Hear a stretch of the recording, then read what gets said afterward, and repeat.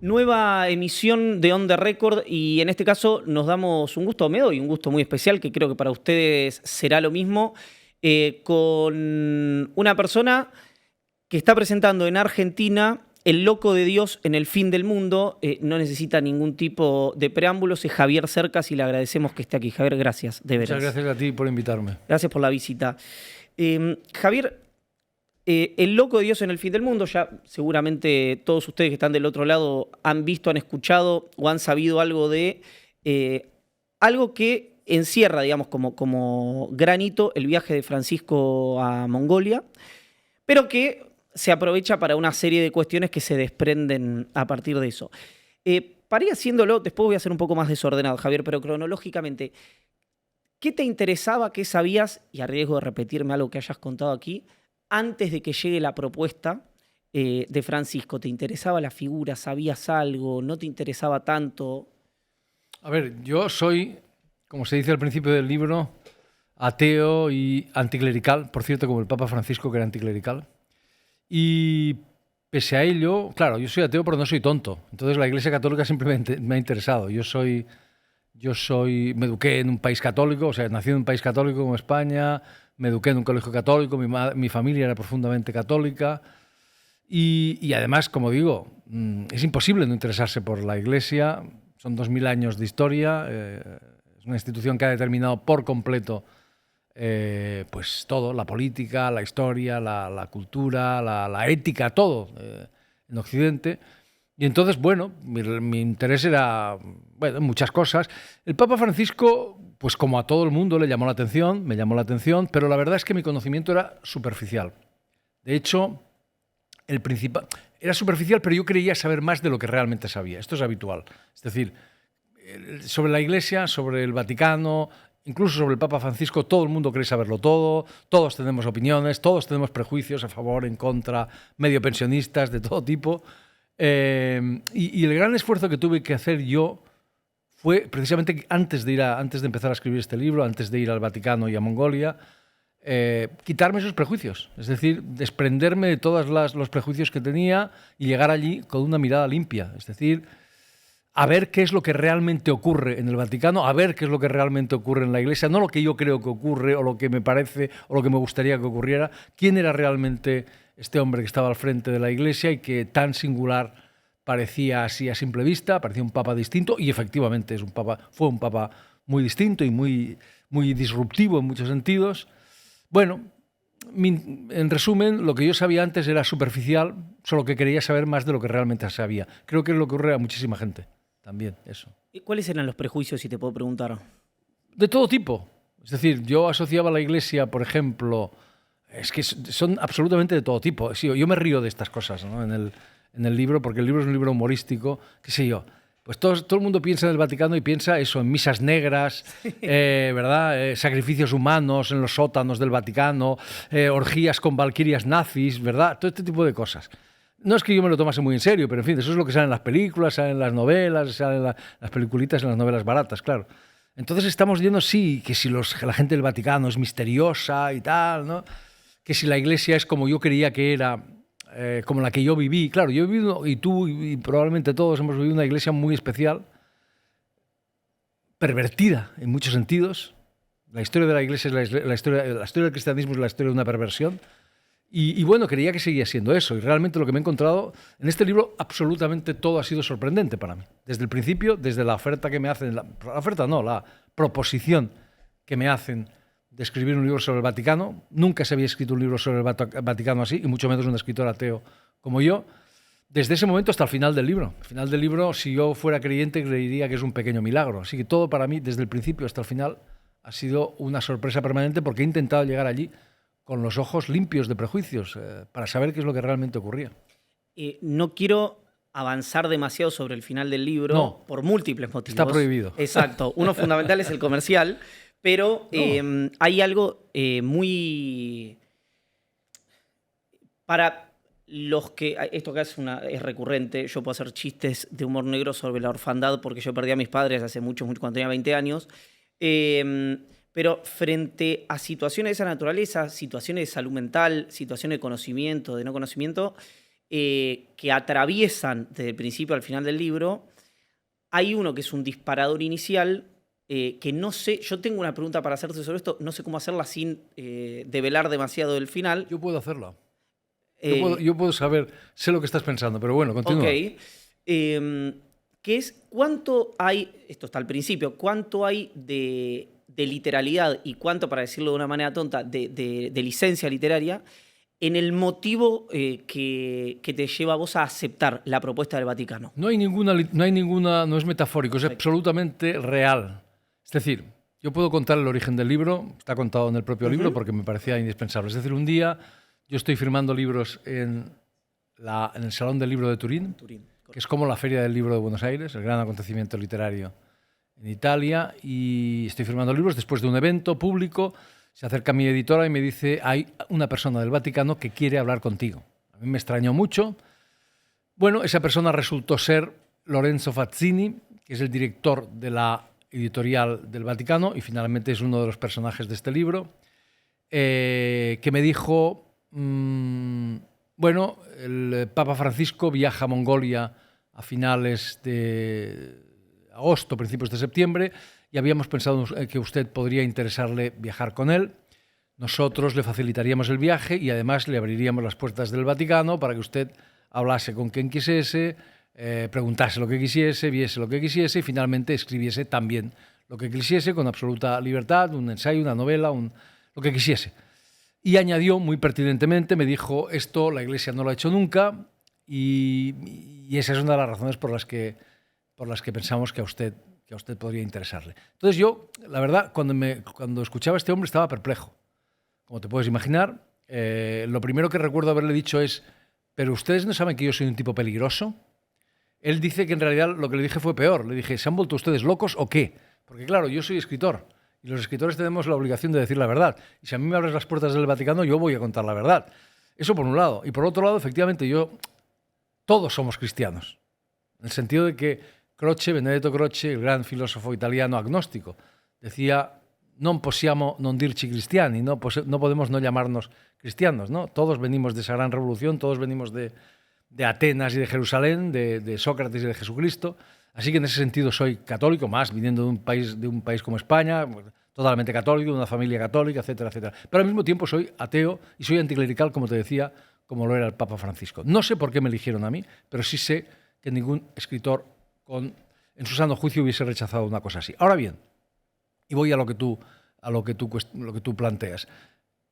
En el momento en que a mí me hicieron esa propuesta, esa misma noche, casi lo primero que pensé fue en mi madre. Mi madre era una persona profundamente católica, profundamente creyente. En algún momento se bromea en el libro y se dice que el libro está lleno de bromas, desde luego. Este es un libro humorístico como todas mis novelas. Por otra parte, porque para mí el humor es lo más serio que existe. Por cierto, para el Papa Francisco también. Esa fue una de mis grandes sorpresas. Entonces, en algún momento se dice que comparada con la fe de mi madre, la del Papa Francisco era más bien dubitativa, ¿verdad? Bueno, en todo caso era una mujer muy, muy, muy creyente y cuando mi padre murió, mi madre decía que iba a encontrar a mi padre después de la muerte, que iba a verle después de la muerte, como promete el cristianismo. Ese es el corazón del cristianismo, eso es lo que promete el cristianismo a todos los cristianos. Entonces yo supe en ese momento que lo que quería era exactamente eso. Este libro trataría de cómo un loco sin Dios, como yo, y puedo explicar por qué me llama así, iba a ver al loco de Dios, que es Francisco. Francisco, sabemos, se ha dicho mucho estos días que era el primer papa latinoamericano, el primer papa jesuita, pero también era el primer papa que se llamaba a sí mismo Francisco, como Francisco de Asís, que se llamaba a sí mismo el loco de Dios, el folle di Dio, ¿verdad? Entonces, el Papa Francisco era el loco de Dios por antonomasia. Bueno, pues un loco sin Dios que va incluso hasta el fin del mundo para preguntarle al loco de Dios si eso era verdad, si mi madre iba a ver a mi padre después de la muerte. Para hacerle esa pregunta, para escuchar su respuesta y para llevarle la respuesta a mi madre. Él, que era la persona que podía realmente contestarla, ¿no? Entonces, ¿sabes lo que pasa, Iván? Mis novelas y todas las novelas que a mí me importan, del Quijote para acá, todas pueden leerse o se leen o deberían leerse quizá como novelas policiales, porque en todas hay un enigma y alguien que intenta descifrar un enigma, y eso es la esencia del género policial. Y lo que pasa es que en esta novela el enigma es un enigma colosal, es el enigma fundamental del cristianismo, que tal vez es el enigma o uno de los enigmas fundamentales de nuestra civilización, es decir, la resurrección de la carne y la vida eterna. Y eso no es un recurso literario, eso es simplemente una urgencia personal, eso es lo que pensé en aquel momento y de eso realmente trata ese libro. Hay un vertical que atraviesa una buena parte en las conversaciones desde Espadaro en adelante, que es la deliberación, un ejercicio intelectual aparte, en el mejor de los sentidos, digo, primero resuelvo una cuestión antes. Me sorprendió, no porque creyera que era algo distinto, pero el nivel de los cuadros teológicos, políticos, intelectuales que orbitaban a Francisco, ¿no? El nivel de esa gente, pero de Espadaro en adelante, la discusión entre razón y fe, ¿no? Sí. Cómo se aproxima una cosa a la otra, si pueden convivir. ¿Qué te dejó eso? Si tuvieras que pararte al final de la deliberaciones, no al comienzo, ¿cómo miras eso hoy? Mira, déjame decirte una cosa. Primero, el nivel de la gente que está en el Vaticano es muy alto. Esa es la verdad.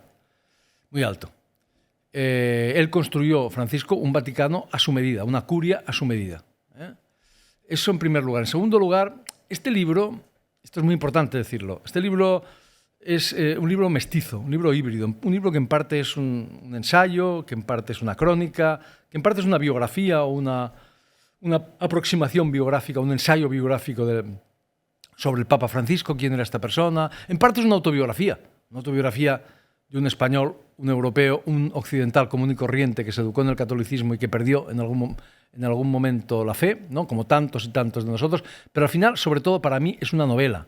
Es decir, es una novela sin ficción, aquí no hay nada inventado, pero es una novela porque la novela tiene esta capacidad extraordinaria, tal y como yo la entiendo, tal y como yo la leo, desde Cervantes, de integrar todos los demás géneros y de trascenderlos. Entonces, aquí no hay tesis.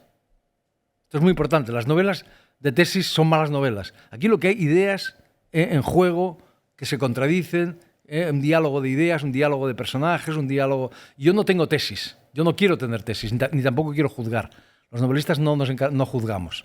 Los jueces juzgan, y las personas si quieren juzgar también. Si el lector quiere juzgar es cosa suya, pero los novelistas no nos dedicamos a eso. Entonces, efectivamente, lo que yo quiero es volver apasionantes determinados temas que han sido determinantes, o sea, han sido absolutamente fundamentales a lo largo de 2000 años y que un poco, bueno, pues los hemos dejado atrás, ¿no? Los hemos como en este occidente cada vez más laico, más secularizado, menos, donde Dios está y donde la fe está cada vez menos presente, pues volverlos a discutir, ¿no?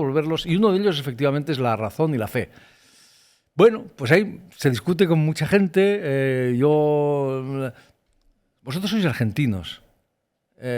Borges es el mejor escritor de nuestra lengua desde Quevedo, y Borges tenía esta extraordinaria capacidad que a mí me gustaría tener también de volver interesantes las ideas más abstractas, más complejas, también teológicas, ¿verdad? La razón y la fe. No quiero dar una conclusión. Ahí se discute mucho y hay puntos de vista opuestos. Es obvio que la razón, que desde el triunfo de la Ilustración la fe va para atrás, tal vez porque se enfrentó a la razón, tal vez porque fue al choque con la razón. Y a la religión no se puede llegar, a la fe no se puede llegar con la razón. Esta es una discusión que hay también en el libro. La fe en algún momento hablo con uno de los personajes del libro, es un cardenal que se llama Tolentino. ¿Portugués? Exacto. Mis amigos portugueses dicen que es el mejor poeta de la lengua portuguesa. Yo creo que es un grandísimo poeta y un tipo extraordinario. Y en algún momento le digo, la fe es como una intuición poética. Es decir, la percepción de un sentido allá donde los demás no vemos un sentido. Eso es lo que hace el poeta y lo transmite a través de las palabras, ¿no? A través de un lenguaje muy sofisticado. Y el poeta me dice, el cardenal Tolentino, prefecto de cultura, el prefecto son los ministros, me dice, sí, exactamente, la fe es eso. Pero luego hablo con el Papa Francisco y le digo, el cardenal Tolentino y yo acordábamos que la fe era una intuición, como la intuición poética. Y el Papa me dice, no, en realidad es un don. Un don, yo no creo que ambas cosas sean contradictorias, creo que son complementarias. Creo que la intuición poética también es un don, en cierto sentido, ¿no? En todo caso, la fe no es voluntaria y en todo caso no es racional. Esta idea, por ejemplo, Santo Tomás creía que se podía llegar racionalmente a la existencia de Dios, ¿no? Eso es, ya no nos lo creemos, ¿no? Ya no funciona, ¿no? No hay una conclusión acerca de lo que hay, es un diálogo. No, en el libro sí, en el libro está claro. Y es de las partes, entre tantas, por lo menos esta es mi verdad relativa, más rica que tiene el libro. Te preguntaba a vos, ex post. A mí ex post, es que tampoco quiero decirlo, pero lo que yo sé lo digo en el libro. Es decir, ¿a qué conclusión llego? Pues eso, a que la fe no es racional, a que tampoco es un irracionalismo, tampoco, pero a la fe se llega o no se llega. No es algo voluntario y no se llega con la razón. No se puede llegar con la razón a eso. Yo tuve el don de la fe, porque me lo dieron mis padres, y lo perdí. Y no puedo recuperarlo racionalmente, ¿no? Y desde luego el triunfo de la razón de nuestro tiempo, que es muy saludable, yo soy un racionalista, creo que es muy saludable, ha perjudicado a la fe. Eso está claro, ¿no? Sobre todo en Occidente, bueno, en Europa, a medida que avanzaba la razón, la fe retrocedía. Pero en gran parte fue porque la fe fue al choque con la razón. Insisto, yo creo que lo interesante, bueno, en esto también soy borgiano, como en casi todo, pero a mí lo que me interesa es el juego de las ideas, ¿no? Lo fascinantes que pueden llegar a ser esas ideas. Yo no saco conclusiones, es el lector el que saca las conclusiones. A mí lo que me interesa es el juego de las ideas, la profundidad, ¿no? Hay algo de esa complejidad que habita, y acá, digamos, se esconde la pregunta, si en Francisco, en Bergoglio, en los dos, que es, no recuerdo la literalidad, pero para traerlo a Borges nuevamente a la mesa, en el final de Biografía de Tadeo Isidoro Cruz, que dice algo así como la historia de un hombre consta solamente de un momento, que es el que sabe de una vez y para siempre quién es. Lo estoy citando mal, pero el espíritu lo contiene. Y uno ve en las acusaciones que se hacían acá a Francisco, los señalamientos que se le hicieron a Francisco por su rol, por ejemplo, en los 70, en la dictadura, pero antes y después también, tanto de su comportamiento, del que vos hablás, de una suerte no de expiación ni de metamorfosis, pero algo así en algún momento de su vida, y también, digamos, el Bergoglio que Francisco, ¿no? El Papa de las periferias y tal. Y hay un maridaje, una familiaridad que uno podría hacer arbitrariamente con las monjas que trataban a los soldados nazis, pero escondían a los judíos en el piso de arriba y que era el ejemplo que te daba, no me acuerdo si era Espadaro o quién. Sí. Entonces, vos ahí ponés la complejidad evidente del ser humano. Francisco Bergoglio, quien vos quieras, ¿habita esa misma complejidad o, según lo que conociste vos de él y estudiaste vos de él, nos tendríamos que quedar con uno? No. Pero, o sea, los seres humanos somos de una complejidad extraordinaria. Y Bergoglio no es una excepción. Entonces, tú eres multitud. Y yo también soy multitud. Y todos los que nos miran somos multitud. Y somos lo que la literatura hace es explorar esa complejidad. Y Bergoglio no es una excepción. Bergoglio era un ser humano de carne y hueso. Y era un hombre que, efectivamente, si vamos a la historia argentina, yo creo que hay un problema. Es decir, yo tengo a veces la sensación de que he venido aquí con un libro que trata sobre Diego Armando Maradona a explicar a los argentinos, ¿verdad?, de qué va Diego Armando Maradona, porque el Bergoglio viene a ser eso. En Argentina, hay un Bergoglio en Argentina y un Bergoglio fuera de Argentina, esto hay que saberlo. Aquí, en Argentina, los mínimos gestos de Bergoglio se sobreinterpretaban. Total. Además, se hacía, y esto creo que es un error, una interpretación que yo he cometido, también antes de escribir este libro, que es hacer una interpretación política de la Iglesia y en particular del Papa. El Papa tiene una dimensión política, pero no es exclusivamente político. Yo estos días he puesto el ejemplo de Mario Vargas Llosa. Mario Vargas Llosa se muere y la gente habla de política, pero Mario Vargas Llosa no era un político, era un novelista y un gran novelista. Claro que era más fácil escribir un artículo a favor o en contra por unas declaraciones que hizo no sé dónde sobre no sé quién, pero que escribir un artículo sobre conversación en la catedral, que son 700 páginas, ¿verdad? Y no digo que no tenga una vertiente política importante, la tiene, pero eso no es lo esencial. Ocurre lo mismo con, voy a tirar esto, con el Papa Bergoglio. Es decir, aquí sobre todo, pero no solo aquí, se hacía una interpretación extremadamente política. No solo aquí, repito, en todo el mundo, porque él era un papa político, porque él intervino en las cuestiones políticas, etcétera, etcétera. Pero este libro está escrito contra eso. El Papa Bergoglio, como cualquier papa, fue antes que nada un líder religioso. Y increíblemente el discurso religioso del Papa quedaba enterrado debajo de su discurso político. Una de las cosas que más me llamó la atención cuando me sumergí en este mundo para escribir el libro es que los documentos... Bueno, para empezar, este Papa concedió montones de entrevistas. Eso no era normal en los papas. Esto no ocurría. Documentales, entrevistas, hay de todo. Y siempre se hablaba de cuestiones políticas. Nunca se hablaba de lo esencial.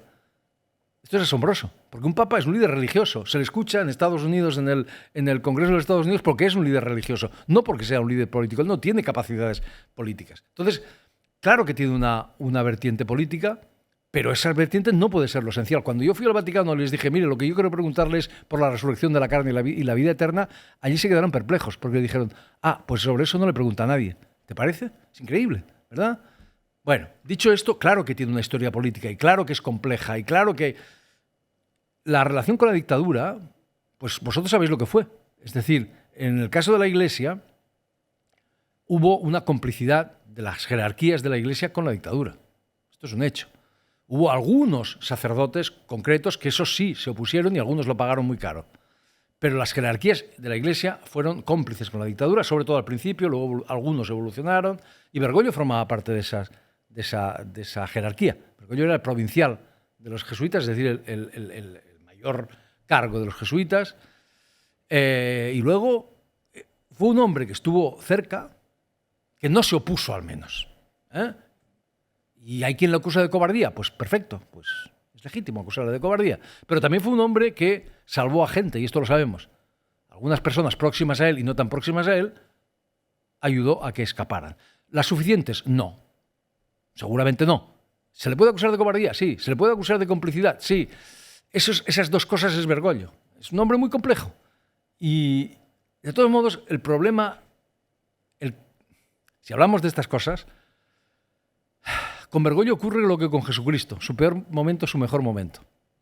Es decir, y la cita de Faulkner que encabeza el libro habla exactamente de eso, ¿no?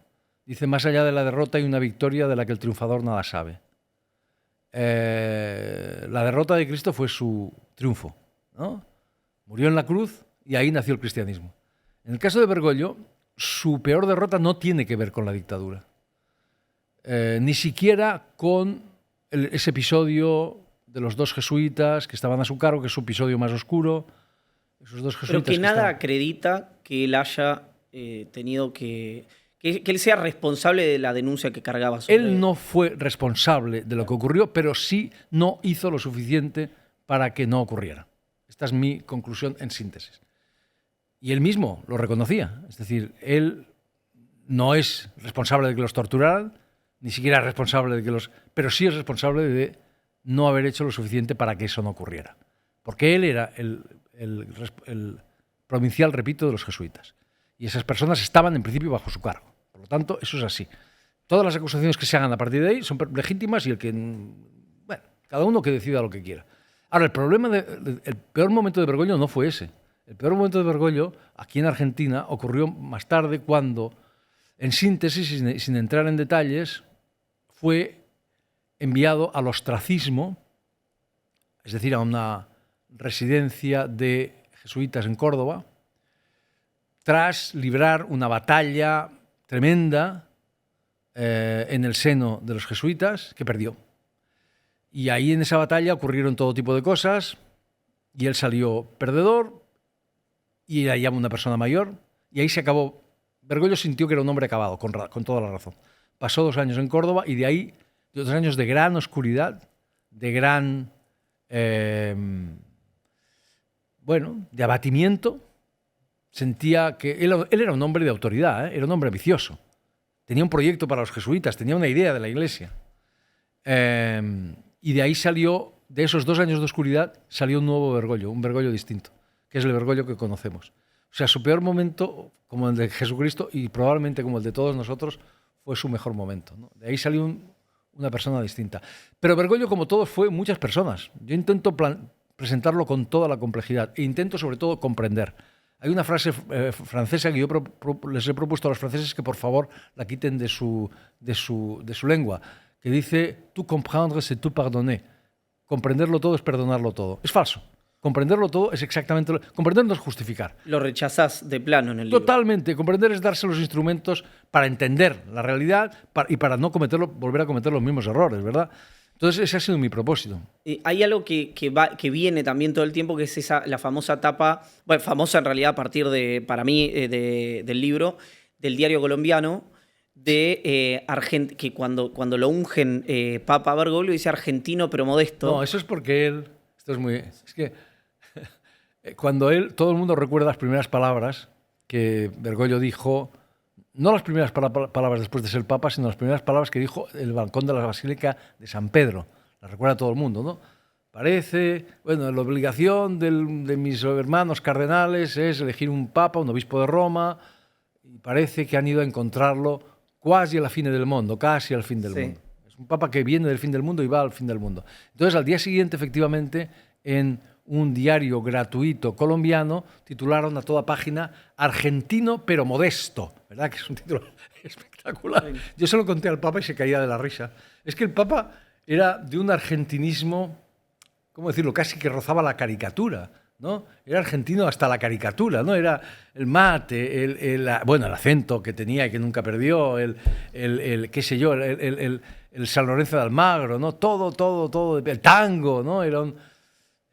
bueno, entonces eso me parecía, eso se convierte en un leitmotiv. Claro, en el pero libro. a partir de ahí, tu sensación después de todo esto, de todo el libro, yo lo que tengo está que decir, bien que... lo mejor que tengo que decir lo he dicho en el libro, ¿eh?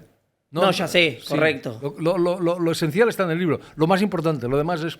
Pero que nosotros creamos que era un papa extraordinario, o tiene que ver con... Es una argentinada pensar eso, digamos, ¿no? No. Frente a eso. Hombre, no, fue un papa muy distinto, muy disruptivo, sobre todo dentro de la Iglesia. Porque vosotros pensáis que es muy disruptivo en Argentina, y es verdad. Estaban los pro y los contra, muy polarizador, como decís vosotros, ¿no? Como se dice. Pero es que lo fue en el mundo. Pero sobre todo lo fue dentro de la Iglesia. Fue muy disruptivo. Fue muy extraordinario en el sentido de excepcional, sí. Fue muy excepcional. Se ha hablado de un papa reformista, de un papa revolucionario. Depende de lo que entendamos por esas palabras. Si por revolucionario entendemos un papa que cambió la doctrina católica, es falso. No la cambió. Correcto. Contra lo que dicen sus muchos detractores. Ahora, si por revolucionario entendemos otra cosa, entonces yo creo que sí es revolucionario. ¿En qué sentido es revolucionario? Pues mira, en el sentido en que Vaticano II es revolucionario. Vaticano II es el gran concilio de la Iglesia Católica. Bergoglio es el primer hijo de Vaticano II que es papa. Los demás participaron de algún modo en Vaticano II. Y esencialmente, ¿qué decía Vaticano II? Tremendo lo que decía. La síntesis de Vaticano II es: hay que volver a la Iglesia primitiva. La Iglesia se ha desviado y hay que volver a la Iglesia primitiva. Y eso es lo que hizo Bergoglio. Así, Bergoglio se tomó muy en serio eso. Y eso significa una inmensa revolución. Porque la Iglesia primitiva no es como la que nosotros hemos conocido. Cristo era un tipo peligroso.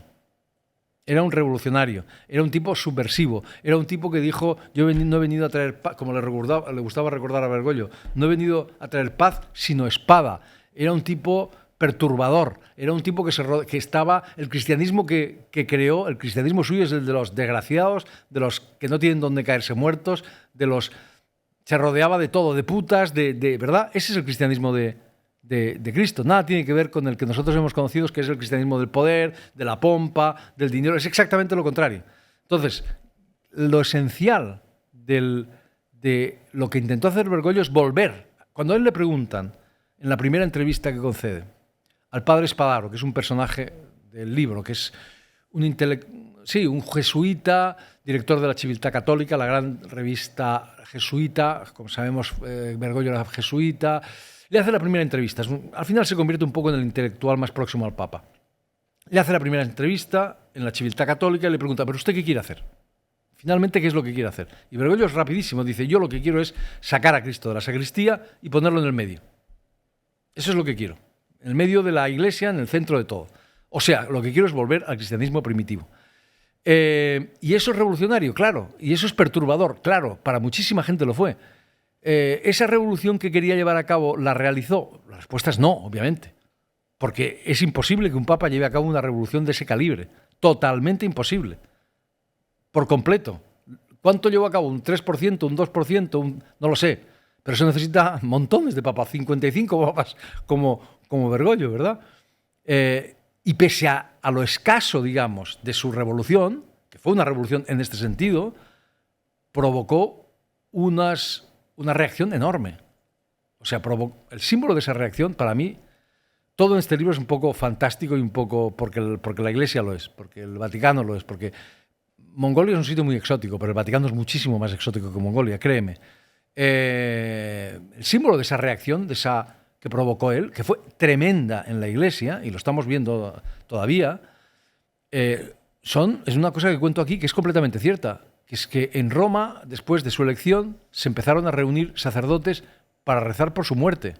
Pero es que hace no sé cuántos meses, cuando estaba vivo, claro, todavía hay sacerdotes, en España pillaron unos cuantos sacerdotes reuniéndose para rezar por su muerte. Entonces, por eso te digo que fue un papa muy disruptivo, pero desde el primer día, y mucho más de lo que la gente cree, en muchísimos más sentidos de lo que la gente cree. Te decía al comienzo que uno de los capítulos, o en realidad los pasajes que a mí más me interesaron, porque acá, para quienes nos interesa el mundo Francisco, es un personaje mítico, que es el caso de Tucho Fernández, de Víctor Manuel Fernández, designado cardenal por Francisco. Hay una parte, cuento solamente esta partecita del diálogo, en el que cuando conversan sobre por qué lo miran, los contras de Francisco lo miran como una suerte o de peronista o de comunista o de marxista, no me acuerdo cuáles son los señalamientos textuales que se hacen, Tucho dice algo así como, corregime si me estoy recordando, pero algo así como es el evangelio, ¿no? Es decir, después, si la doctrina, que eso sí ocurrió, digamos, el peronismo tomó mucho de la doctrina social de la Iglesia, etcétera, es un factor que es posterior, no es anterior.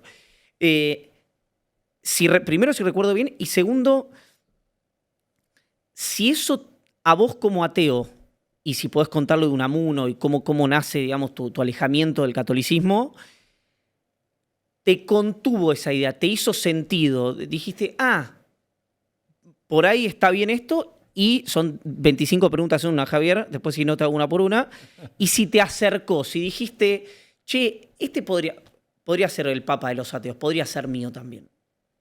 Bueno, ahí hay muchas preguntas. Sí, son muchas. Si querés la vamos deshojando. El Papa de los ateos es una cosa que se ha dicho mucho sobre Francisco, pero se ha dicho para atacarlo, fundamentalmente. Sí, claro. Resignifiquémoslo, digamos. Claro, no, el Papa de los ateos, gran parte de la oposición que ha tenido en la Iglesia es por eso, porque decían, no, este hombre no nos hace caso a nosotros, a los que estamos en la Iglesia, hace caso a los ateos, a los musulmanes, a los budistas, es falso.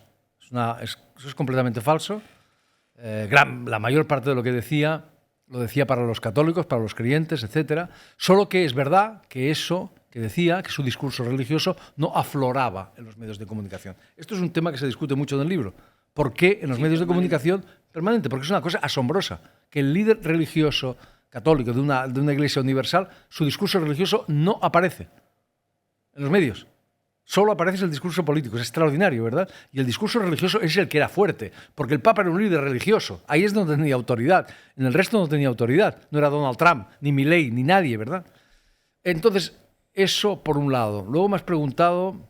Si te hizo sentido el motivo, a lo mejor, de por qué estaba tan presente esto, de claro, lo que decía Tucho. El Evangelio, sí. Claro. Bueno, tenía razón, es una obviedad. Es decir, aquí es el error al que aludí al principio.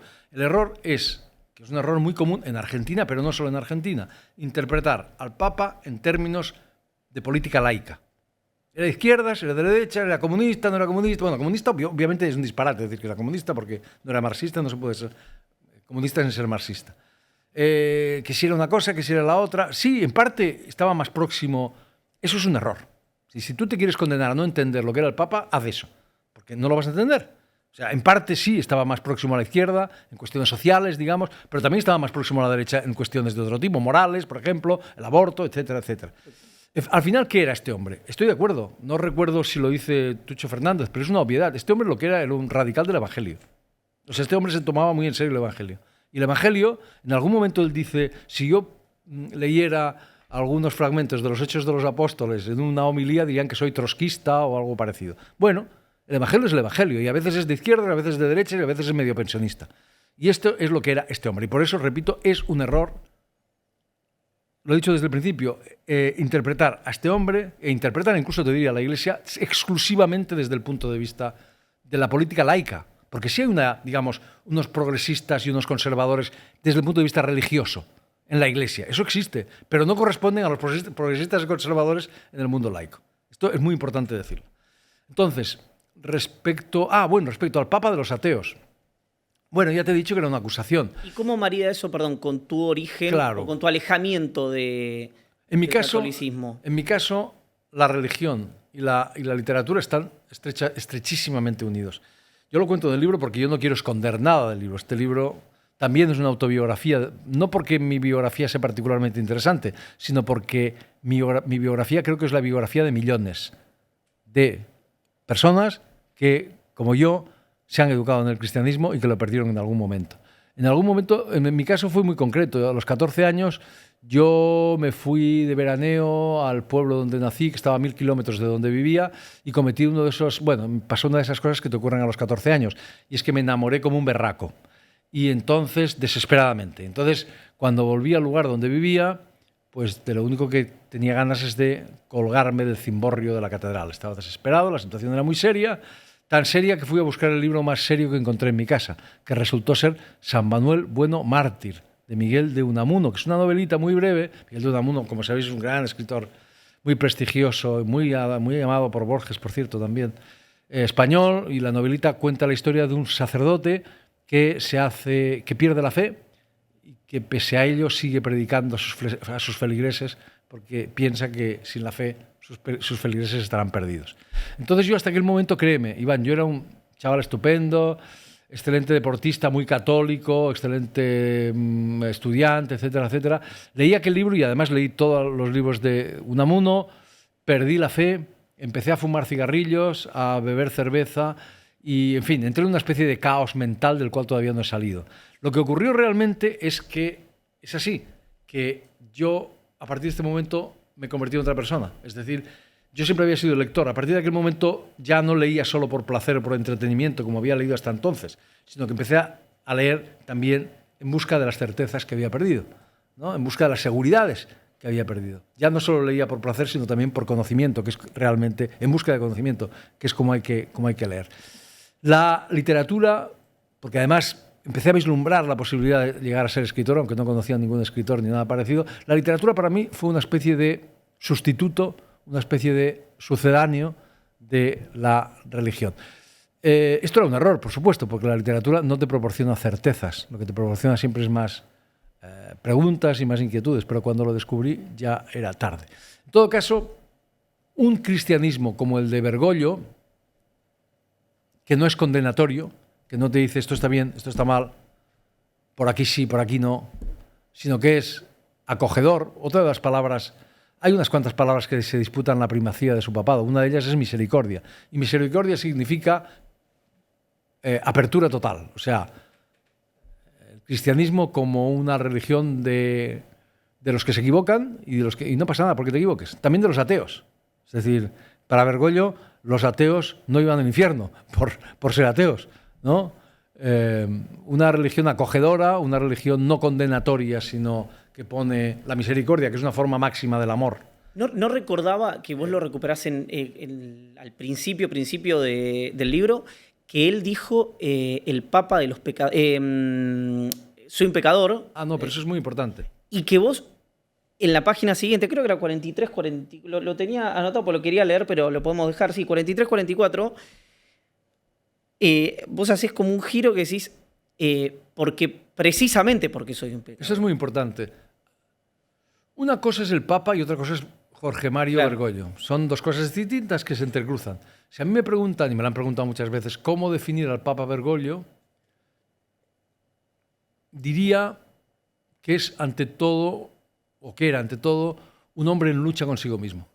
O sea, un hombre muy consciente de sus defectos, de sus flaquezas, de sus pecados, diría él, y que pese a ello, o precisamente por ello, ha luchado a muerte consigo mismo para superarlas, para ser el mejor que podría llegar a ser. Eso es lo que era Bergoglio. Es muy curioso, ya eso aludes tú, que en las primeras palabras que pronunció antes de salir al bancol de la Basílica de San Pedro, las primeras palabras que pronunció en la misma Capilla Sixtina, una vez lo nombran papa, él dijo, sí, acepto el papado, pero soy un pecador. Y yo me permito, como tú recuerdas muy bien, me permito, como soy ateo y sacrílego, corregirle. Porque creo que lo que quiso decir es sí, porque soy un pecador. Porque claro, la iglesia de verdad, es decir, la iglesia de Cristo, no es el lugar de los triunfadores, ni el de los poderosos, ni el de los que no se equivocan, ni el de los ricos, ni nada de eso. Es el lugar de los pecadores, de los que se equivocan, de los que están llenos de flaquezas, de los que no tienen dónde caerse muertos, de los hombres de carne y hueso, con sus defectos y con sus virtudes. Y así se presentaba él. Y eso era enormemente disruptivo también, de nuevo, o si quieres extraordinario, si tú quieres llamarlo así, porque los papas no se presentaban así. Claro. Hay una cosa que sorprendía mucho en el Vaticano y que a mí me sorprendió la primera vez que la vi o que la escuché, y es que este hombre acababa cada uno de sus discursos no políticos con la misma frase, que era recen por mí. Recen por mí. Las cartas también. Y eso es extraordinario, porque los papas, ¿cómo que recen por mí? Pero son los papas los que rezan por nosotros, no nosotros por los papas, ¿verdad? Y claro, esto a la gente le desconcertaba mucho, porque la gente, no hablo de jerarquías, hablo de católicos de a pie.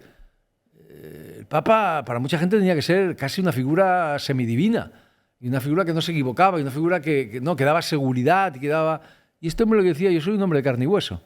Y aquí me tienen, me ha tocado esto de ser el... Pero es que, claro, ¿por qué digo se equivocó?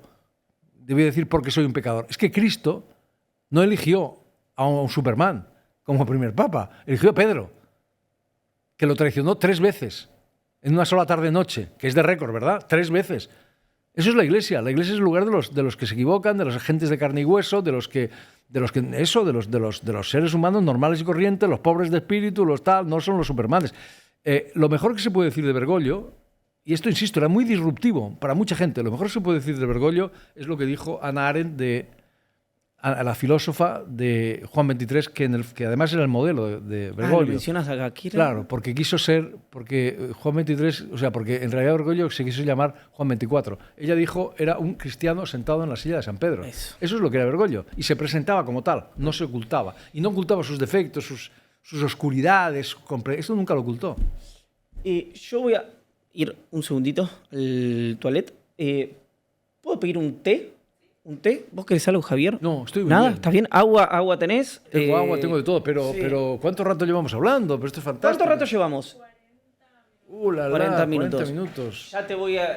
Vuelvo y te libero. No, yo lo digo por paz. No sé dónde está paz.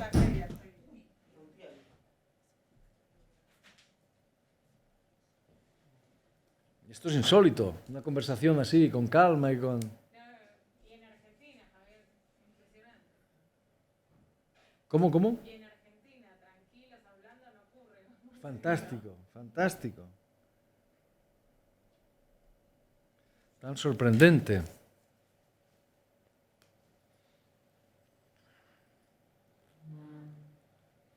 A lo mejor tenía que haber ido yo también al baño, pero bueno, da igual. Pues puede ir si quiere, ¿eh? No, porque está muy lejos. Da igual.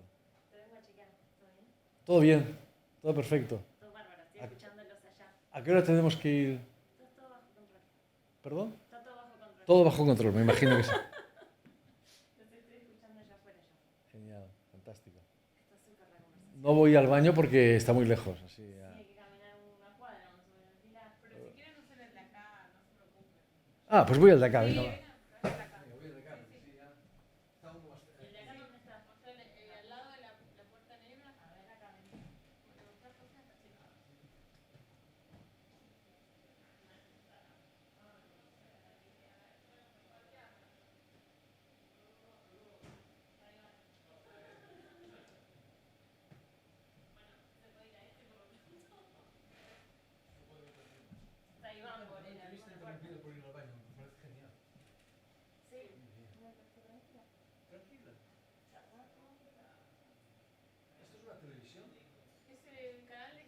Al final voy yo también. Sí.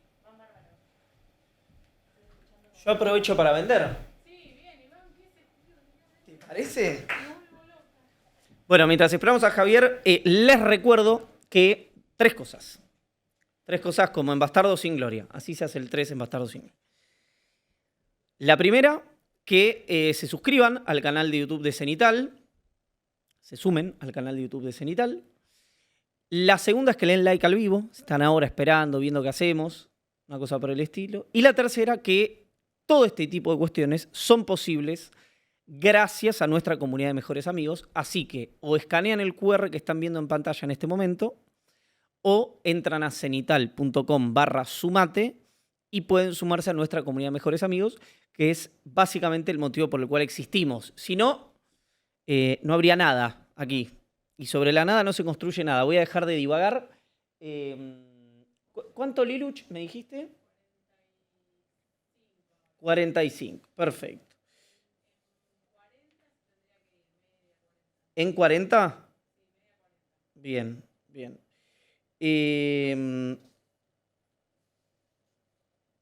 ¿Sabés qué? Tengo para más de 40 minutos. Porque me queda, podría hablar de mucho de anatomía de un instante. Puedo hablar de otras cosas que no. Sí, perfecto, perfecto. Ok. Perfecto, entendí, clarísimo. ¿Hay tecito?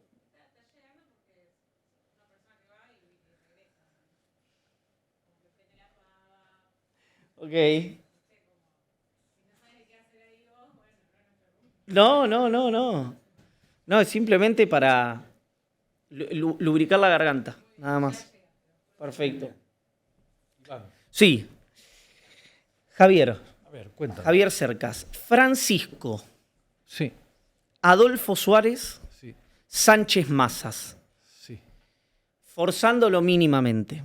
¿Hay una línea de esta cosa trabajada de traidores héroes? ¿O en Francisco no? ¿Lo excluís de esa nómina? Gracias. Podríamos añadir todavía alguno más. Enric Marco, por ejemplo, del Impostor. Son personajes reales que están en el centro de esos libros. Son personajes históricos. Pero todos son distintos, ¿eh? No hay ninguno que sea igual. Todos son peculiares. O sea, no creo que se pueda establecer, no creo que se pueda decir, no, que sean todos iguales, no. Adolfo Suárez es un héroe de la traición. Enric Marco era un falso héroe. Etcétera, etcétera, ¿no? Sánchez Mazas es solo el aparente protagonista de Soldados de Salamina.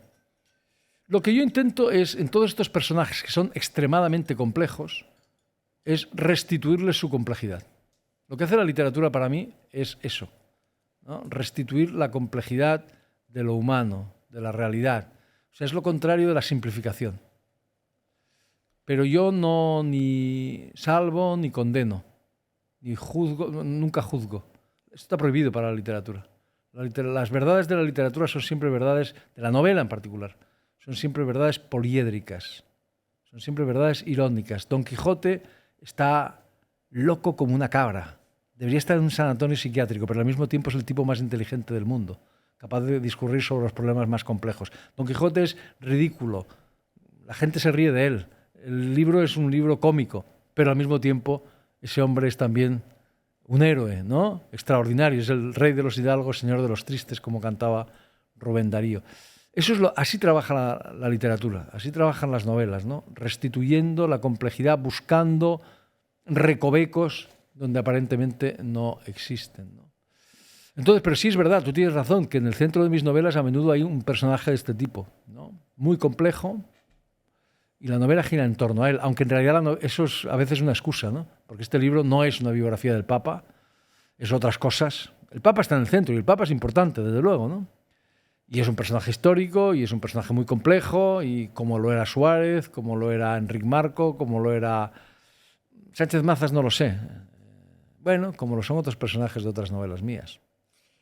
Existiría, hay una cosa que más en el periodismo que en la literatura, pero también en la política pasa mucho, que es esta cosa de los algoritmos y los sesgos de confirmación, ¿no? Es decir, cómo los discursos, tanto a veces de la prensa como de algunos hacedores de opinión pública, como de los políticos, parecen estar destinados muchas veces, no siempre, a satisfacer audiencias que están predeterminadas. Es decir, yo pienso de una manera determinada, no puedo tener grises porque es un tiempo que no tiene grises, que no valora los grises. Y siempre pienso si esta idea del héroe de la traición se podría haber dado, es una ucronía medio tonta, pero en situaciones como hoy. Quiero decir, si esos dirigentes políticos, si esos protagonistas hubieran tomado ese tipo de decisiones, si hubieran estado en momentos de hipercomunicación, de menor opacidad, en el mejor de los sentidos. Quiero decir, a mí me parece que hay veces, yo no quiero saber todo de lo que pasa todo el tiempo, no quiero saber el truco del mago. Porque, no sé, lo hablamos hace poco con un guionista extraordinario que tiene Argentina. O sea, lógico, si uno ve el detrás de escena de todo lo que cree, y probablemente crean menos cosas, no en ninguna, pero crean menos cosas. ¿Hiciste alguna vez ese coso o no te interesa esta etapa de la discusión pública? Digo porque acá en Argentina, sí, allá también. Sí, pero en el mundo, pero no es una etapa tan distinta. Es que aquí nos dejamos deslumbrar por las novedades. Y lo que permanece en el ser humano es muchísimo más importante que lo que cambia. Esto es muy importante decirlo. Por eso abrimos la Odisea y seguimos viéndonos ahí. O sea, sí, Internet, las redes sociales son un cambio, pero eso no ha cambiado la esencia de lo que somos. Los seres humanos seguimos siendo exactamente lo mismo. Seguimos padeciendo las mismas pasiones, los mismos, todo exactamente igual. ¿Ha cambiado algo? Sí, cambian cosas, pero son más anecdóticas que reales, y por eso la literatura perdura. Los héroes de la tradición. Los héroes de la tradición, en realidad, de eso solo se habla en un libro, que es Anatomía de un instante. Y son gente capaz de traicionar a los suyos, de traicionar un pasado equivocado para crear un futuro acertado, virtuoso, digámoslo así. Pues eso exactamente igual ocurre ahora, o puede ocurrir ahora, que hace 2000 años. Exactamente igual. Porque los problemas esenciales son exactamente los mismos. ¿Cambian cosas? Sí, claro que cambian cosas. La imprenta cambió cosas, sí, pero son menos esenciales que lo esencial. Y lo esencial es eso, que los seres humanos padecemos, que amamos, que mentimos, que decimos la verdad a veces cuando... Eso es lo esencial, insisto. Y Shakespeare está hablando de nosotros, no está hablando de gente que no se parezca nada a nosotros. Pero Javier, permíteme una interrupción. Por favor. La revolución industrial cambió el método de producción, para decirlo rápido, y la revolución tecnológica da la sensación de haber cambiado o estar en proceso de cambiar algo de orden estructural. Lo planteo de una manera muy, muy clara. Ahora, viste, vos decías, voy a Argentina a explicar a Maradona, yo no voy a ir a explicar para España la transición. Pero da la sensación de ser el último, en el mejor de los sentidos, gran relato de España. Y si uno mira las últimas, los indignados de Podemos o Vox, tienen una mirada sobre eso, una mirada muy, muy crítica. Sí. Para poner un ejemplo allá, y cuando uno trae a la Argentina, llámese, no importa el nombre del presidente actual de Argentina, digo, el del nombre del presidente coyuntural, Milei, Cristina, Alberto, Macri, cualquiera, En el momento en que un político o un periodista mete un matiz, esté a favor o en contra, ¿no? Mete un matiz al revés de lo que se espera de él o de ella, inmediatamente entra en una fricción y en un vórtice de locura que me da la sensación que, no sé, en Argentina, en la reforma constitucional del 94, algo muy local, te estoy contando, no pasaba. Es decir, había gente de todos los partidos, por un bien ulterior, etcétera, No, etcétera, no, etcétera. no es verdad. Idealizamos, yo no conozco esa reforma, pero eso es una idealización del pasado. No. Hay un verso famosísimo, uno de los versos más famosos de la literatura en español, que es de Jorge Manrique, Las coplas por la muerte de su padre, que dice: cualquier tiempo pasado fue mejor. Pero Manrique no dijo que cualquier tiempo pasado fue mejor, porque era un gran poeta, y los poetas no dicen tonterías. Lo que dijo es cómo a nuestro parecer cualquier tiempo pasado fue mejor. Es decir, no es que el pasado fuera mejor, sino que nos lo parece. Entonces, no, esta sensación de que antes la gente era civilizada, cuerda, pacífica, y ahora todos somos unos locos. Tú estás aludiendo, por ejemplo, a un fenómeno que es real, el sectarismo feroz. Es decir, si yo soy de izquierda y critico a la izquierda, paso a ser de derecha. ¿Te refieres a eso, verdad? Eso ha ocurrido siempre. Siempre ha ocurrido. Es decir, es que es así. O sea, funcionamos así los seres humanos. Pero somos nos enterábamos tribales. menos. Bueno, eso es un factor, sí, pero ocurría. Es decir, sí que hay factores que, por ejemplo, hoy un hecho tremendo es el descrédito de la verdad. Eso es verdad. Pero no porque hoy se digan más mentiras, es falso. Mentiras se han dicho siempre. Desde que el mundo es mundo, ya había alguien contando mentiras. Correcto. Y el número de mentiras, no creo que... Lo que sí ha variado, y ahí sí hay un cambio, que es la capacidad extraordinaria de difusión que tienen las mentiras. ¿Por qué? Pues porque vivimos en un mundo en que nacen las redes sociales, Internet, etcétera, etcétera. Bueno, eso es un cambio, sí, es un cambio. ¿Eso altera lo esencial? En absoluto altera lo esencial.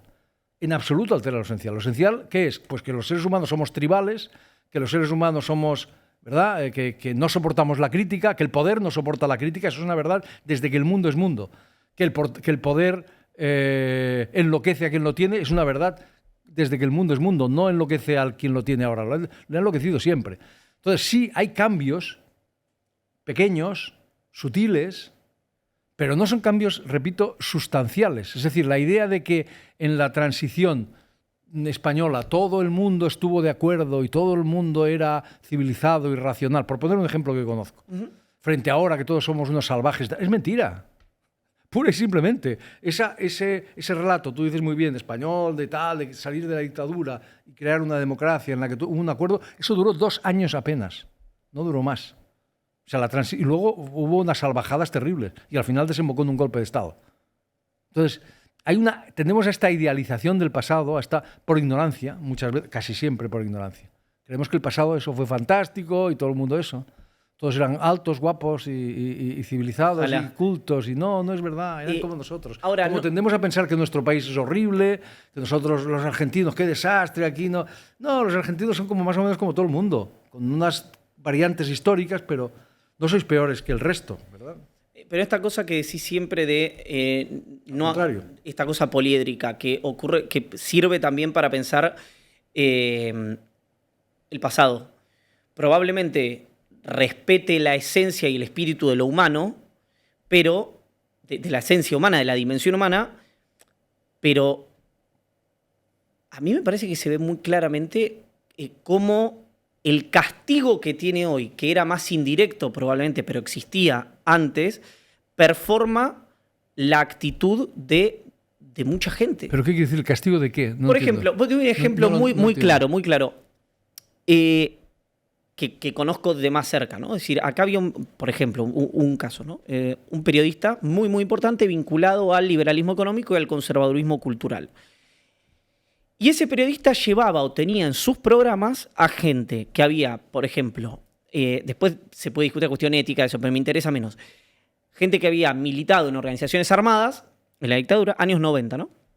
Y gente que había apoyado a la dictadura. Gente que era del mundo sindical, del mundo empresarial. Discusiones muy profundas con expresidentes.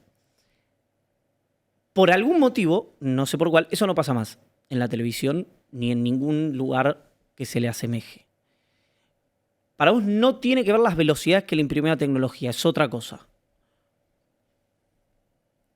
Hay momentos en que las sociedades están más polarizadas, otros menos. En España también estamos polarizados, no creáis que sois los únicos. En España también creen que son los únicos, no es verdad. En Estados Unidos también están polarizados, en Inglaterra están polarizados. Y hay gente que, bueno, que sí, que prefiere hablar solo con los que piensan como ellos. Nosotros tenemos que resistirnos a eso. O sea, hay que resistirse a la simplificación. Y hay que resistirse al sectarismo. Y hay que hablar con los que no piensan como nosotros. Esto ha costado mucho trabajo siempre, ¿eh? No crees que solo ahora cuesta trabajo. Y que esto es un cambio y que ya solo hablaremos con los que piensan como nosotros. Hombre, si nos empeñamos podemos conseguirlo. Y ha habido épocas en la historia en que ha sido mucho peor. No hace falta que lo recuerdes, Sí, supongo, sí, ¿no? sí, correcto. Mucho peor. Y a veces, pues, las sociedades pasan... Pero esto no es un cambio estructural, que es que los seres humanos hayamos cambiado. No es verdad. Es falso. Cambian las circunstancias en los países, según la política. Hay momentos de más tensión, otros de menos tensión.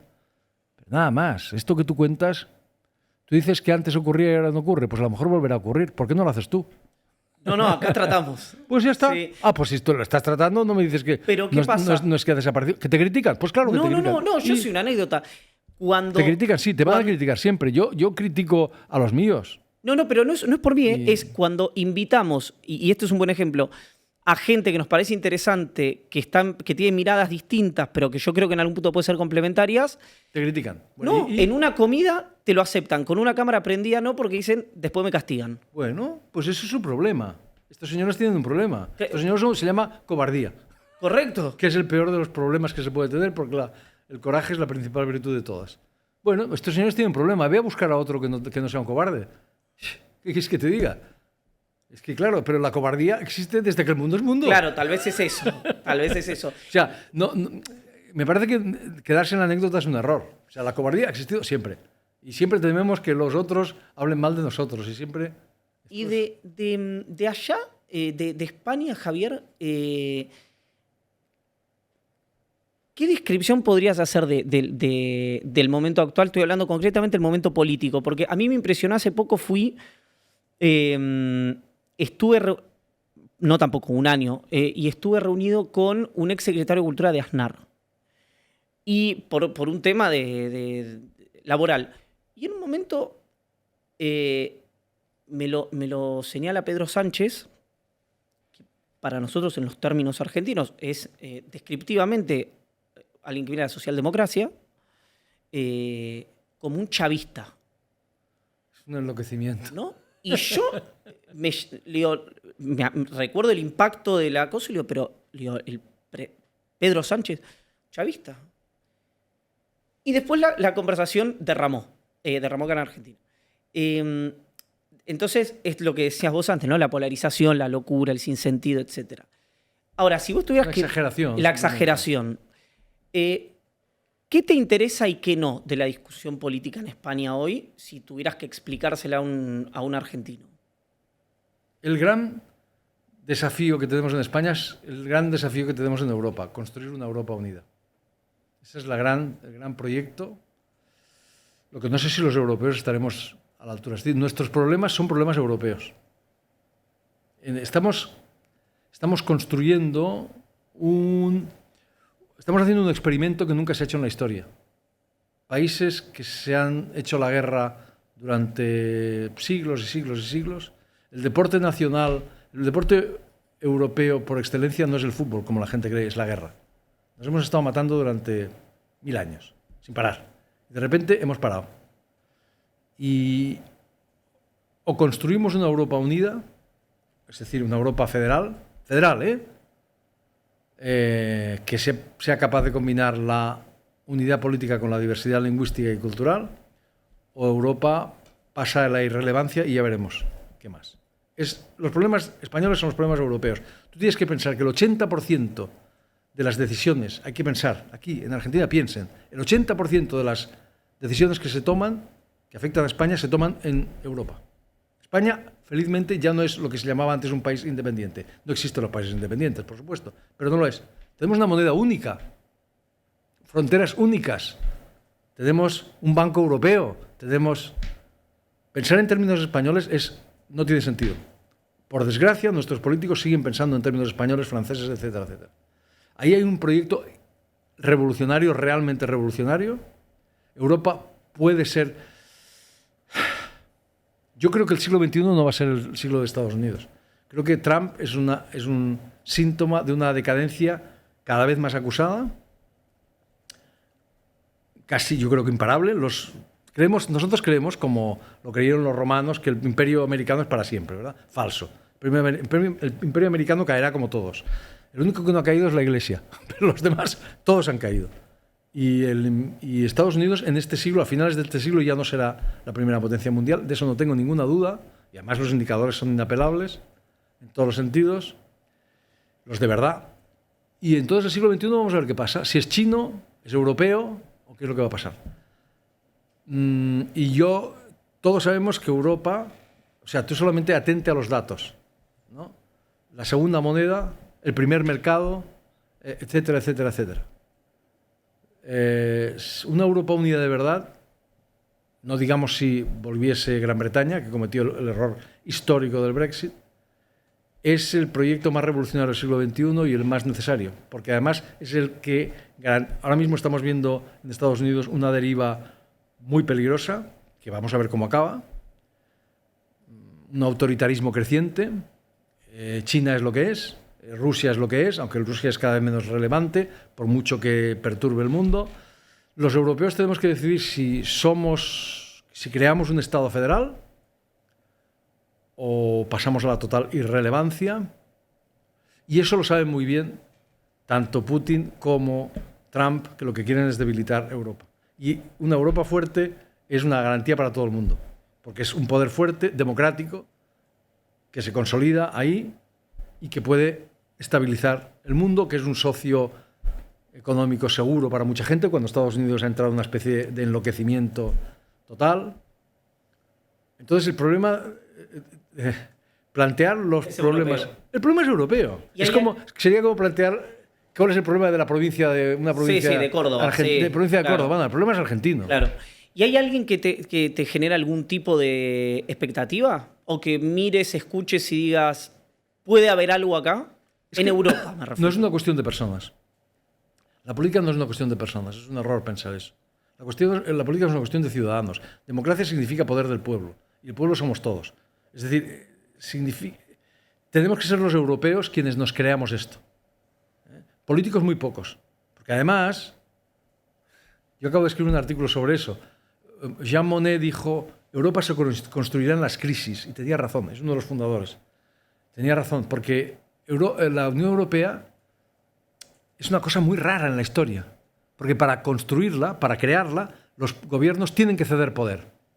Imagínate, el poder de hacer moneda, por ejemplo, que es el más... o el poder de las fronteras. Y el poder lo que quiere siempre es más poder, siempre, por definición, como el dinero quiere más dinero. Y solo ceden poder cuando se ven con el agua al cuello, literalmente, cuando ya no tienen más remedio que cederlo. Por ejemplo, lo vamos a ver ahora en la defensa. Lo que invierte Europa en la defensa, es que leía el dato el otro día, no te lo quiero dar, pero creo que es 3 veces más de lo que invierte Rusia. Y sin embargo somos incapaces de disuadir a Rusia de conquistar Ucrania o de conquistar pasado mañana Letonia o cualquiera de los países, ¿verdad?, del norte que hacen frontera con Rusia, ¿no? Polonia, cualquier cosa de estas. Si se crease un solo ejército, por supuesto que podríamos disuadir a Rusia, pero con 25 o 55, los que sean, ejércitos que tenemos, es imposible, porque no tienen operatividad, cada uno tiene su fin, cada uno tiene sus mandos, cada uno... Ese es solo un ejemplo mínimo. Entonces, ese es el gran desafío, de verdad. No hay otro. Ese es el gran proyecto que tenemos por delante. Pero, insisto, esto es luchar contra cosas muy asentadas, muy arraigadas, como el nacionalismo, por ejemplo. Bueno, y esa nueva explosión de nacionalismos, sean reales o no, quiero decir, los Orbán, bueno, ganen o no, digo, Le Pen, Meloni, Trump, Bukele, Duterte en Filipinas, qué sé yo, cualquiera. Porque vos decís algo que digamos, que es indiscutiblemente así, que es qué significa o qué se espera de la democracia. Ahora, los liderazgos carismáticos, no es una novedad, pero sí hoy están muy presentes. Eso ha existido desde que el mundo es mundo, ¿verdad? Correcto. Y están empujando nuevamente la discusión pública. ¿No crees que sea algo que vino para quedarse eso? No. No. Depende de nosotros. Ok. Depende de nosotros. Aquí el gran cambio político que ha habido es la crisis de 2008. Ese es el gran cambio, eso es lo que ha generado, es el origen, si hay que decir un origen, es ese. O sea, la crisis de 2008 solo es comparable a la crisis de 1929. Solo. Los economistas están de acuerdo. Y la crisis de 1929, ¿qué desencadenó? La llegada al poder o la consolidación del poder de los fascismos, de los totalitarismos. Y al final desembocó en la Segunda Guerra Mundial. Ese fue el final de la crisis de 1929, un terremoto de dimensiones descomunales. La crisis de 2008 provocó la llegada al poder o la consolidación de algo que no es fascismo, que yo llamo nacionalpopulismo, que tiene elementos del fascismo, que es muy distinto en cada país, pero hay que recordar que el fascismo era muy distinto en cada país. La gente lo ha olvidado, ¿verdad? No es lo mismo el nazismo que el fascismo italiano, que el falangismo español. Pues esto ha tenido diversas manifestaciones en cada país. La más visible, Trump, Putin, y en Europa en muchos sitios, Le Pen, Meloni, Orbán, efectivamente. En España el secesionismo catalán fue la manifestación más fuerte de ese nacionalpopulismo. Y no sabemos cómo va a acabar. Ahora mismo no sabemos cómo va a acabar. Pero ojalá que solo sea... Dependerá de nosotros. Solamente dependerá de nosotros. De si nosotros compramos estos discursos, de líderes carismáticos, de soluciones fáciles, del nacionalismo, porque un elemento fundamental que une al nacionalpopulismo con el fascismo es el nacionalismo. Eso es fundamental. O acabamos en Europa con el nacionalismo o el nacionalismo acaba con Europa. Esto es inapelable. El nacionalismo tiene 2 siglos de historia, no tiene más. Y al principio fue una idea progresista e interesante que permitió acabar con el antiguo régimen, y en el siglo XX ha sido letal, ha sido catastrófico, estaba a punto de acabar con Europa. Primero la Primera Guerra Mundial, luego la Segunda Guerra Mundial, que en el fondo era la misma, eran un resultado de una mala resolución de la primera, fue la segunda. O nosotros acabamos con el nacionalismo o el nacionalismo acaba con Europa, y eso es inapelable. Ahora, es muy difícil, porque Rubén Darío decía, ¿quién que es no es romántico? ¿Verdad? Y se podría decir, ¿quién que es no es nacionalista? Claro. Porque el nacionalismo ha entrado en nosotros con la misma potencia con que entró el romanticismo. De hecho, se puede decir que el nacionalismo es la vertiente política del romanticismo. Pues esos son los grandes problemas en España. Todo esto de que si es chavista, eso es un disparate. O sea, sí. Eso es un disparate, un delirio. No sé, es no saber lo que es el chavismo. Ya está, a punto, se acabó. Pero me impresionó porque era funcionario de cultura. Javier, la última. No te impresiona. Hay locos en todas partes. También porque no le escapaste a Trump, no le escapaste a Putin. Tenías una mirada sobre Meloni y tal, por lo menos en el abordaje, en la mención. ¿Acá ves algo?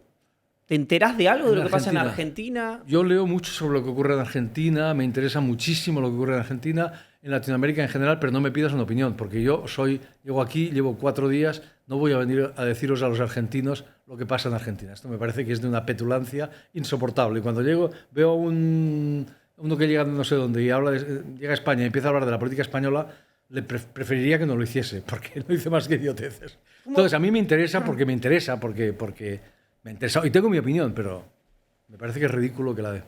¿Cómo la pasaste en tu estadía? ¿Y qué te deja esta visita? Pues mira, es que no sé cómo decirlo sin parecer que os intento halagar, pero para mí Buenos Aires era Borges, era la ciudad de Borges. La ciudad de Borges, de Bioy, de escritores que fueron, sobre todo Borges, absolutamente fundamentales para mí. Yo iba buscando la ciudad de Borges. Ya se ha convertido en otra cosa también para mí. En el fondo la ciudad que yo buscaba era una ciudad fantástica, que no existía, que solo existían los relatos de Borges, ¿no? Y en algunas menciones aquí y allá. Pero lo que me encuentro cada vez más es amigos y son lectores. Veo que mi libro está el más vendido en las listas y Y eso es muy bonito, ¿no? Este es un país que tiene que ha tenido una trayectoria cultural extraordinaria, con escritores extraordinarios, con científicos extraordinarios, con filósofos, con de todo, ¿no? Y yo me siento muy bien acogido aquí cada vez más. Y eso me hace muy feliz. En Latinoamérica en general, desde luego. Pero claro, la tradición que tiene Argentina es enorme. Y para decir la verdad, es que hay que pensar en lo que era Argentina a mediados del siglo XX, ¿no? Iba a ser los Estados Unidos del Sur. Y teniendo una cultura como la que tiene, unos recursos, una riqueza inmensa como la que tiene, pues siempre pienso, joder, estos tipos deberían ser mucho más, y debería ser un país mucho más próspero y mucho más... Y me apenan las crisis permanentes y... Bueno, eso lo seguimos con mucho... Por lo menos yo lo sigo con mucho interés. Y a veces con tristeza, como vosotros seguiréis con tristeza las cosas que pasan en España también, ¿no? Y hay una frase de un historiador, Hugh Thomas, que es tan buena que parece de Oscar Wilde. Y parece a veces un Aleph, por volver a Borges, ¿no? Un punto a través del cual se ve todo. Él decía, quien solo conoce España no conoce España.